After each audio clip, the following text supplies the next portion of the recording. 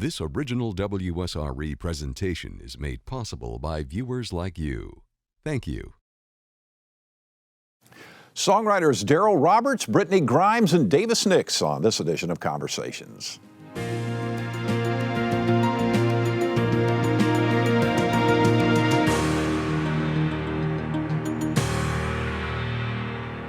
Lots of people can sing and lots of people can play guitar, but not many can write songs, and even fewer can write good songs.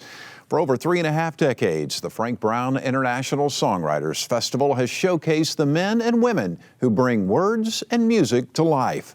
On this edition of Conversations, we are featuring 3 songwriters who are based along the Gulf Coast and are a part of the Frank Brown International Songwriters Festival. Darrel Roberts is a writer, artist, and player. He started writing at 14. In the early days, it was progressive rock, which led his band to opening for acts like B.B. King. As his career progressed, he found country music was more his style. Darrel Roberts has made his mark on the Frank Brown International Songwriters Festival, performing every year since the beginning back in 1984. Brittany Grimes was performing in front of audiences before she was in kindergarten. In recent years, her talent has taken her to Music City, playing the Bluebird Cafe, Tootsie's Orchid Lounge, and Nashville's CMA Fest. In June of 2019, she released an EP of 5 of her original songs. You might say Davis Nix was born to write. His parents were both songwriters. Young Davis started playing paid gigs at the age of 12. In 2018, the alternative country music singer-songwriter found himself named in a Rolling Stone article entitled 10 Country Artists You Need to Know. Now is our opportunity to get to know Davis, Brittany, and Darrel. Welcome, all 3 of you. Thanks for being here. Thank you for letting me be here. Yeah, thanks for having us. You bet, you bet. Let me begin with you, Darrel. You were there in the very beginning. How did the Frank Brown International Songwriters Festival come about? It was a dream of Joe Gilchrist. He wanted that to happen. And we were all living on the beach. We were young. We were writing songs. We were having a blast. And most of us were playing at the Floribama, which was in the middle of nowhere at the time. Right. There were no condos. We shot guns in the parking lot with no fear of hitting anyone. Honestly did. And I can remember the first one. We kind of just got it together, and Joe pulled a couple of friends from Nashville who happened to be, Hall of Famers. They were hard hitters, and they were the only real good guys there. And we did what we did, and it progressed from there. And it was pretty much, through those years, it was just us. There was no committees. There was no anything. We called people. We just assigned each other jobs, and we'd call people. We'd make it happen. It was kind of like the Little Rascals putting on a show in the barn. Yeah. Well, it was fun. I'm sure the name Frank Brown. Who was Frank Brown? Frank Brown, Mr. Frank, as we knew him, was the night watchman at the Floribama. They didn't have alarms back then, and we were in the middle of nowhere anyway. He was a very, very large black man with pistols on each side, and we loved him to pieces. He took care of us. He was just a wonderful man, had great character, and we can't say enough about him.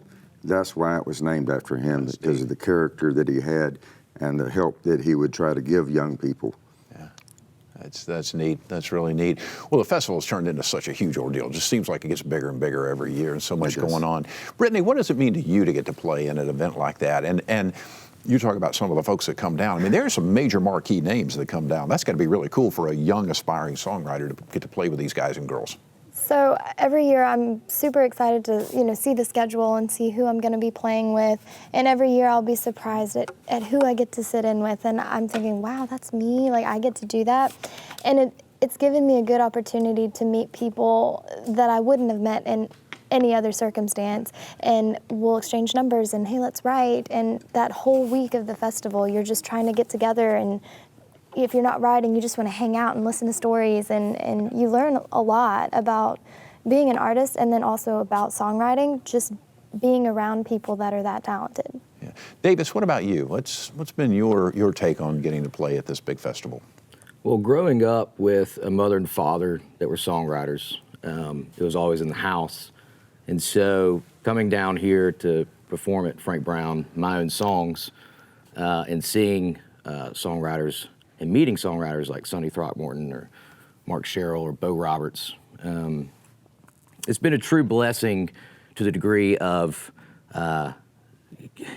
just having that opportunity, one, but also it kind of circles back to me growing up watching my mom and dad do it. Right. And so it's just kind of this nostalgia of songs have always been in my family, and now there's a festival close by that I can go be a part of. Right. That's songwriting. So it's a big deal for me. Brittany, how did your songwriting career begin? How old were you when you started? So I can remember being elementary school age, and I was always writing I was writing songs, you know, and they would be like 10 minutes long because I didn't understand they have to be a certain time. And I remember being 12 years old, maybe 13 years old, and I wanted to perform in this songwriting contest, and it was in Mobile, I think. And I called up Mr. Bo Roberts, who I call Uncle Bo, and he said, "Come on, baby girl, just come to the house, I'll help you out." And so it took about 2 days because I was very adamant about what I wanted to keep in this song. And he helped me condense it into an actual song, and he put it on a track because at the time I didn't know how to play guitar. And so he put it on a track for me, and I went and performed in the Songwriters contest. And that was the first time that I had someone kind of sit down and mentor me, I think. And so after that one time, that was all it took. And I was, you know, he showed me like how he lined up things, you know, and how he would write, and, you know, he'd line up the lines by line on each side of a paper and make sure everything matches. And no one had ever showed me that before. And so ever since then, like, that's just how I do it. You know, to this day, that's how I write songs. Darrel, what about you? Where did it begin? The first song I wrote stunk. It really did. And of course, it was about a girl. I was 14, and at 14 years old, you're nothing but hormones in tennis shoes. But looking back on it, I actually had 3 verses and a bridge. So it was there. It was better than what I did. I tell you where the serious thing started. They talked about being in prog rock bands. You know, when I was out west and started opening for the people, the first big act that we got thrown with on the road, I was a naive beach rat from here. It was a band called Argent, had a big hit out at the time. And your craft really had to come to the head. Learning that songwriting is a craft is the hardest thing for young people. It really is. Then I was mentored, you know, through the songwriting thing. The biggest thing about the Songwriters Festival is networking. And when it started, we had heavy hitters. We had a whole bunch of Hall of Famers hanging around. Red Lane was my mentor. He took me aside and he taught me what goes where and why. And he was a strict disciplinarian as far as songwriting. And as things have gone on, I've tried to catch young people, and you know, I've encouraged them and supported them, going to see what they were doing. Brittany's one of them. You know, since she started, you know, getting on a stage. You know, one of the funniest things, if I can tell this. Okay. I don't know what it's going to be, so forgive me. Like I said, Red was my mentor, but he was my friend more than anything. We stayed friends until the time of his passing. And I kept wanting to get Brittany's songs, let him hear those, see what it is. I wanted her to have that experience, to sit in front of somebody that is a Hall of Famer, that has more hits than Mickey Mantle, you know, and play, because he could be very brutally frank and tell you what was wrong with your songs, or he could take another avenue. But I wanted to give her that chance. You know, I was kind of kind of nervous about it at the time. So I told remember her. this story. I remember this happening to me. Yeah. I was there for that. Yeah, and she and her mom came down. I said, come down to the condo. And Red and I were hanging around there, and I got there first. I said, Red, I want you to listen to this young lady. Please just give her an honest listen. That's all I want. Yep. And, well, okay. And they came about that time. And Britt came in, we chatted for a while. And she sat down, I said, play some of your songs. And she played about 8, 10 songs, you know, a good amount of songs. And the entire time, Red was sitting at the table tapping on his laptop. Now, that would have been disconcerting for me if I were in her chair. Sure. But she didn't let it bother her. I think it made it easier for me because to have Red Lane stare you down while you play a song that you wrote, that would not be fun. That would be the most scary thing in the world. Well, after she played her songs, and I was kind of nervously waiting for the critique, he just thought a minute, and he got up and picked up his old Martin classical guitar. He said, let me play a couple. And she came over and sat with us, and he played about 8 or 10 songs of stone cold hits. And after that, we chatted a while, and they had to go on. And I sat there waiting for the critique, and he said, you know, I hope what I did helps that little girl get to the next level. And that doesn't sound like much, but knowing him like I did, and as good a friend he was, what he was saying is she has another level. Exactly. And she reached that, and she's passed several more. That's wonderful. That's wonderful. Davis, what was it like for you? Did you, with your parents being songwriters, was that just something you kind of naturally fell into, or? I'd like to think so. I mean, there was other things that my folks pushed my brother and I towards, like sports and going to college and all that. And we both went to college. I almost finished college, but I got a job offer to work for a production company out of Birmingham. But nonetheless, watching mom and dad have their friends over when my brother's 2 years older than me. So when we're 5 and 7 or 6 and 8 or whatever it may be, they would have friends over on just weeknights or weekends, and they would just sit around in the living room picking songs. For a while, we thought they wrote some of these Willie Nelson songs. Come to find, they were just all singing along together on some of their favorites. But they did write songs. So, I mean, you know, Dad's always been a writer. He's always authored something in the sense of whether it's a book or a poem or a song. He's always had that penmanship about him in our house and urging us to do the same. Express that creativity, I guess, yeah. Yeah, and the guitar was boring to me. Piano was awful to me. Those were the first two. Guitar was cool, but I wanted to play drums, so I played drums for a long time. Okay. And but songwriting, yes, I'd like to believe that it was very much instilled in the household. It was what we talked about at dinner a good bit. Right. And they really had the records in the house that were made up of what we call songwriters. I want to get each one of you to do one of your songs and pick whatever you want. But, I think maybe the one you most identify with or the one you're most proud of or your signature song. And I'll tell you what, I'll begin with you, Davis, and I'll get each one of you to play. Tell me what the song is. Tell me a little bit about it before you do it. Well, the song is called Traveling Heartache. And so in Nashville, there's just so many songwriters up there. And Sure. I would book a bunch of rights, but my rights would consist of, the other writer would be like, where do you want to meet? And I'd be like, well, you can meet me at the house, or I'll be at Red Door at noon grabbing a beer after my morning write, because I'd probably be miserable from it. But so we'd start there at the bar usually during the day and just write stuff on napkins and then hop back to the house and finish up the song. And it came to be that all of us, you'd be with one buddy, and I was at this particular time writing the song, like, I think we got something, let's go back to the house and grab a guitar.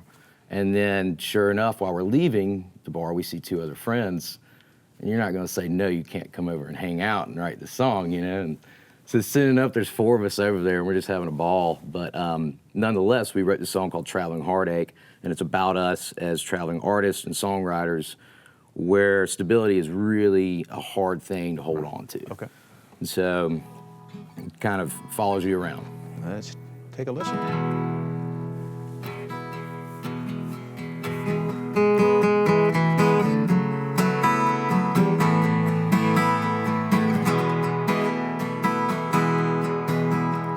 She said you should leave. Well, I said I agree. Hey, just another notch on this belt of misery. Well, one more day is gone. Well, one more love gone wrong. Hey, one more town and I should be moving on. Well, I could pack my bags and leave this place behind. No matter how fast, well, I can't outrun my mind. When I get where I'm going, it won't let me settle down.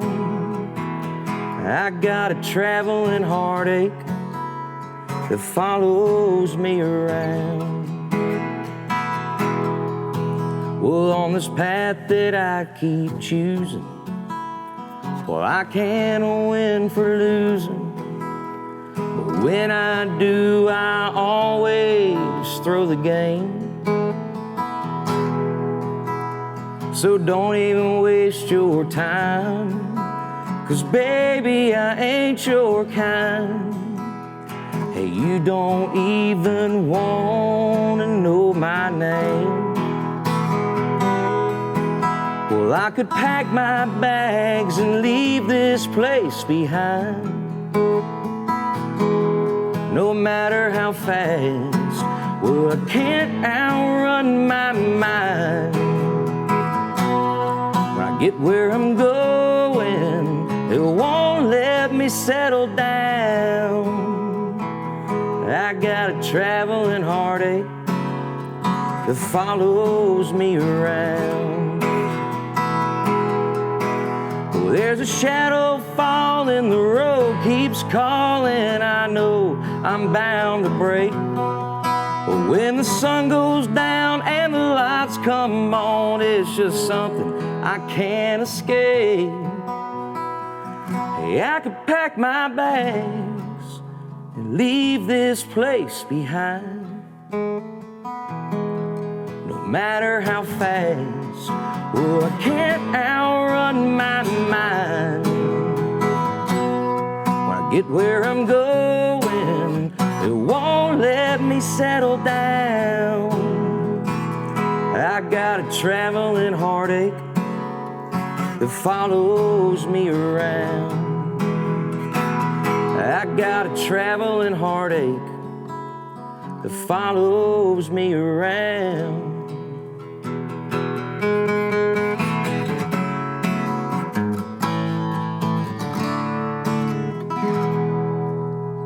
Awesome. Great job. Great job.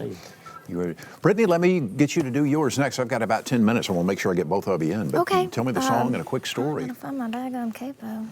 Lose your guitar? Oh, your capo. Got to have the capo. Gotta have the capo. When you play guitar like me, like I'm not as good as these guys. So I could do, there's different songs I could choose to do. But, you know, you mentioned earlier that I just released my EP, and I'd like to do the title track for that song. Please do. I wrote this when I was in college. I have an odd writing style. Like, I don't really just sit down and try to write something. It comes to me, and it comes to me in spurts. It's like sometimes it takes me 2 months to finish a song. And so this is one of those songs. I had this idea for it, and then I met someone that I liked very much. And after we hung out a few times, I just finished it. And so here's the finished product. It's called That Girl. Okay.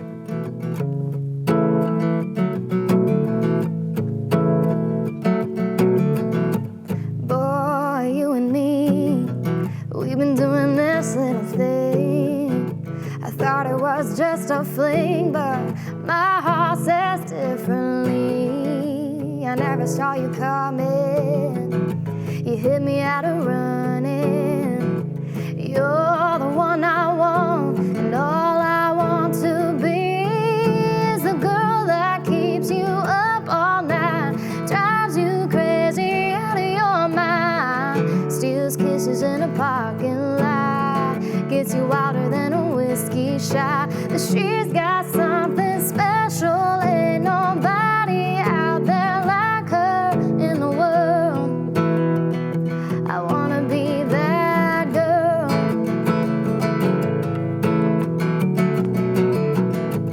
Never been one of those girls who believes in a fairy tale world, but now my mind's changed and I hope you feel the same. I wanna be the girl that keeps you up all night, drives you crazy out of your mind, steals kisses in a parking lot, gets you wilder than a whiskey shot. But she's got something special, ain't nobody out there like her in the world. I wanna be that girl. You could search the whole world through, you'd never find someone who loves you like I do. I wanna be the girl that keeps you up all night, drives you crazy out of your mind, steals kisses in a parking lot, gets you wilder than a whiskey shot. But she's got something special, ain't nobody out there like her in the world. I wanna be the girl you take to meet your mother. You can't see yourself doing life without her. I wanna be that girl. Boy, you and me, we've been doing this little thing. I thought it was just a fling, but my heart says differently. Awesome, awesome. Thank you. Just real quick, is the guy still around? I don't know. It comes and goes. It comes and goes. It depends on the I'm day. always curious how Yeah. these things turn out over the long Yeah. term. Darrel, I've got 5 minutes. What you got? I get this requested quite a bit, so I'm just going to do that. I'll try to abbreviate a little bit. All right.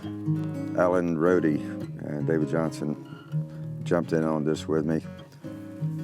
Alan wrote the first #1 country song for the Oak Ridge Boys, and he's still my friend. Was that y'all come back salute? But everybody feels this way at some time. I've always believed we all have someone, one who becomes that wish on a star. Fate may or may not bring us together, but I love you, whoever you are. I know you're out there looking for me, just like I'm out here looking for you. And though a dream can seem so far apart, I'm hoping you're not that far, 'cause I love you, whoever you are. In my mind I see how you look at me, I can hear how you'd call my name. But if we ever meet a chance to speak, I know I'd know you, you'd know me. And I know there may be oceans between us, or we may be just moments apart. Fate may or may not bring us together, but I love you, whoever you are. I love you, whoever, now and forever. I love you, whoever you are.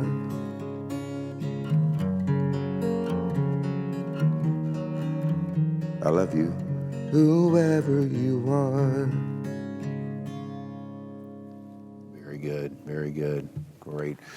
You know, we're doing this program from the studio amped stage, and it's a show that airs on WSRE, PBS for the Gulf Coast on a regular basis, and all of you are going to be playing in that show coming up here shortly. So for our viewers out there who would like to hear a lot more of their music, you can find the Studio Amped online at WSRE.org or search it out on YouTube or whatever the case may be. I just wanted to get that out. But if people want to see you play around the Southeast, how do they go about finding out? Do you have websites and all that kind of good stuff? I post my stuff on Facebook, and that's probably all I do. I'm the same way. I have a Facebook page, it's Brittany Grimes Music, and I post my schedule there once a month, or post what's happening. They can also find me on iTunes and Spotify. Okay, great. Davis? Same. I mean, social media seems to be the kick these days. So, but I have a website as well, davisnicks.com. Okay. So I think somebody maintains it. I'm paying somebody. Oh, it's kind of funny as we were talking prior to going on the air here. Especially the two of you were saying, we were talking about where you live, and you were basically saying you live somewhere at the intersection of I-65 and I-20, so you're always on the road. And you say you're living in your car. So this, at your stage in the career, you're doing a lot of traveling around. People will ask me where I'm from, and I will jokingly say, "Oh, I kind of live in my car." They believe me, and they're like, "Really?" And I'm like, it's not that bad. Music isn't that bad. But, I mean, it feels that way. I'm always in my car driving somewhere. I can imagine. Just real quick, in about 1 minute or so, do you have who's your musical hero? Who's your musical hero, David? Ooh, Davis? That's a hard one. That's so But hard. between my father and probably Guy Clark, maybe. Okay, good deal. Brittany?